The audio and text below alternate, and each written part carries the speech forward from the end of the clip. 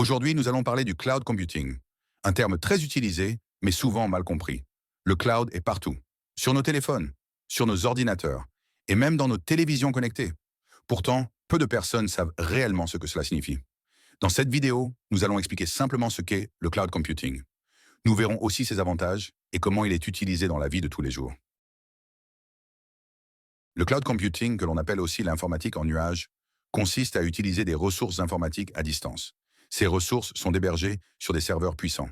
Ces serveurs ne sont pas chez toi. Ils se trouvent dans des centres de données appelés data centers.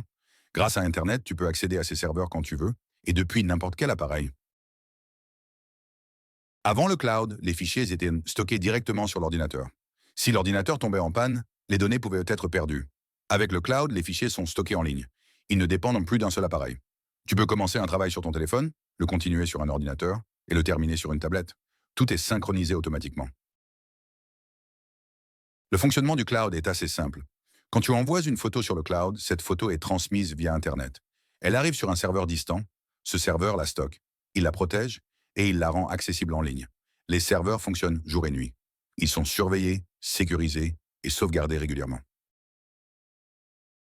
Il existe plusieurs types de cloud. Le cloud public, c'est le plus courant. Il est utilisé par le grand public. Par exemple, Google Drive, iCloud ou OneDrive. Ensuite, le cloud privé. Il est principalement utilisé par les entreprises. Enfin, le cloud hybride. Il combine le cloud public et le cloud privé. Mais dans la vie quotidienne, la majorité des utilisateurs utilisent le cloud public. Le cloud computing offre de nombreux avantages. Le premier avantage, c'est l'accessibilité. Tu peux accéder à tes données n'importe où. Le deuxième avantage, c'est la sécurité. Les données sont sauvegardées automatiquement. Le troisième avantage, c'est la simplicité. Tu n'as pas besoin d'un ordinateur puissant.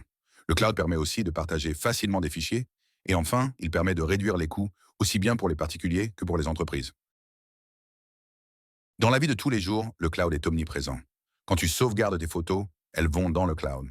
Quand tu regardes une série en streaming, les vidéos viennent du cloud. Quand tu écoutes de la musique, les fichiers sont stockés sur des serveurs distants. Les emails, les réseaux sociaux et les outils de travail collaboratif utilisent tout le cloud.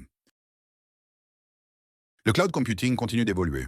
Il est utilisé dans l'intelligence artificielle, dans les jeux vidéo en ligne, dans les entreprises, les hôpitaux et les administrations. À l'avenir, le cloud sera encore plus présent dans notre quotidien. Le cloud computing continue d'évoluer. Il est utilisé dans l'intelligence artificielle, dans les jeux vidéo en ligne, dans les entreprises, les hôpitaux et les administrations. À l'avenir, le cloud sera encore plus présent dans notre quotidien. Pour conclure, le cloud computing fait désormais partie de notre quotidien. Il nous permet d'accéder à nos données simplement, partout et à tout moment. Merci d'avoir regardé cette vidéo.